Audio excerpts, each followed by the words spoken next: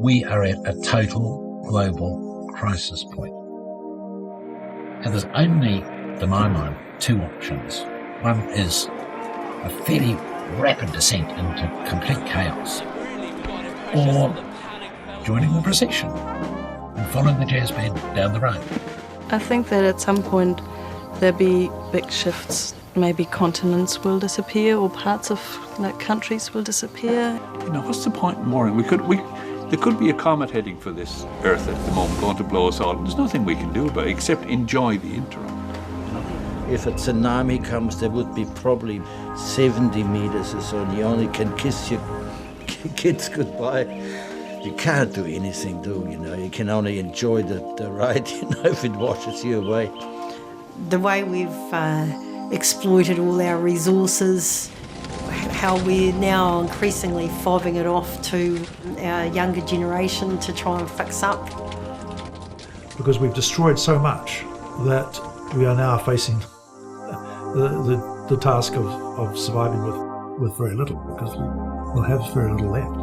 Radiation, nuclear fallouts, environmental things. And I'm particularly concerned about our oceans. I'm concerned about what we put in our oceans, and I'm concerned about the acidity of the oceans. And that would be an area that I want to understand a lot more. Every time a particular species of fish gets fished out, they say, oh, well, let's go and fish another species which isn't fished out yet.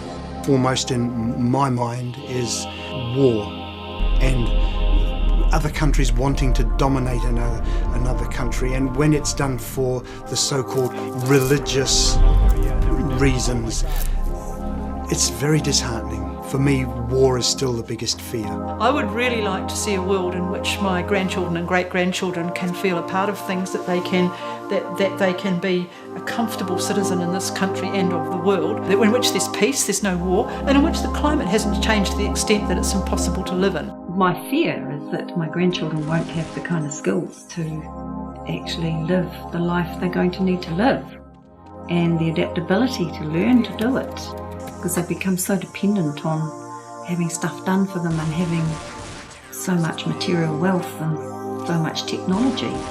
See, I'm slowly pulling myself out of the world of technology now, because I'm going, oh, I can live without this. We can live without this. I've never been on Facebook, and I'm sure there's good reasons to be on Facebook, but I will not be now because it's taking up my world. But that's one of the problems with this, the cancer of the capitalist system, is it keeps on going on growth, and it is just going to be physically impossible for it to keep on, so it will collapse. The kind of lifestyle that we in the Western world live at the moment, if we spread that around all of the people on the planet, you need 5 planets. That's not sustainable. I don't have any doubt that the human race is going to survive. The issue is the quality of the survival. I try not to worry about the world because it's a bit futile, but I feel more and more that Hokianga is one of the places that will consolidate and survive no matter what happens. If you look at the scientific statistics at the moment, you'd probably say we'll be lucky to have another 10 years.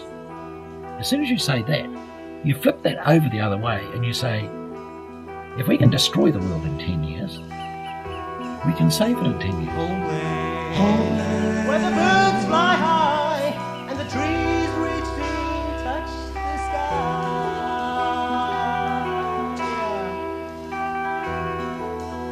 Homeland, where the roots go deep, but richness for all.